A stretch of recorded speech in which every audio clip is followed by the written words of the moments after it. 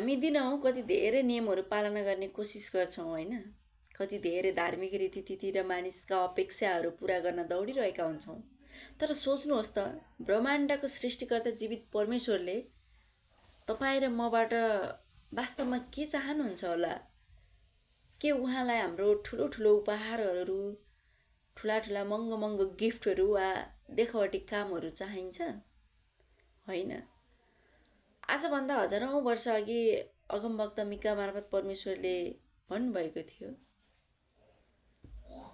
मिका 6:8 लेखिएको छ, ए मानिस, जे असल छ त्यो उहाँले तँलाई देखाउनु भएको छ र परमप्रभुले तँबाट के चाहनुहुन्छ केवल यति ठिकसित काम गर्नु र कृपालाई प्रेम गर्नु र तेरा परमेश्वरसित विनम्र भएर हिँड्नु। हेर्नुहोस् त, परमेश्वरले हामीबाट कुनै गाह्रो वा असम्भव कुरा माग्नु भएको छैन। उहाँले केवल 3वटा कुरा मात्र चाहनुहुन्छ जसलाई हामी सजिलै बुझ्न सक्छौँ। पहिलो, ठिकसित काम गर्नु। ठिकसित काम गर्नुको अर्थ भनेको हाम्रो जीवनमा इमान्दार हुनु, कसैलाई धोका नदिनु, कसैको चित्त नदुखाउनु र आफ्नो दैनिक जीवनमा जे कुरा सही छ त्यही मात्र गर्नु। र दोस्रो, कृपालाई प्रेम गर्नु। कृपालाई प्रेम गर्नु भनेको अरूलाई दया र क्षमा दिनु हो। परमेश्वरले कृपा कहिलेकाहीँ मात्र देखाउनु भन्नुभएको छैन, बरु कृपालाई प्रेम गर्नु भन्नुभएको छ। अर्थात् अरूको मद्दत गर्दा र कसैलाई माफ गर्दा हाम्रो हृदय खुसी हुनुपर्छ।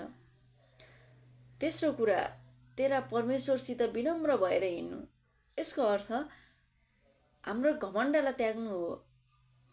म आफै सब थोक गर्न सक्छु भन्ने अहङ्कारलाई छोडेर हरेक पल प्रभु मलाई तपाईँको खाँचो छ भन्दै उहाँको इच्छा अनुसार नम्र भएर जिउनु हो।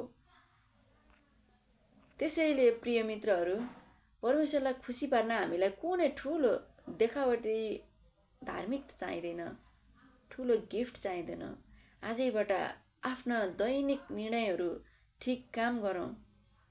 दैनिक निर्णयहरूमा ठिक काम गरौँ, अरूलाई कृपा बाँडौँ र हरेक पाइलामा आफ्ना परमेश्वरसँग विनम्र भएर अघि बढौँ। धन्यवाद। आमेन। जय मसीह।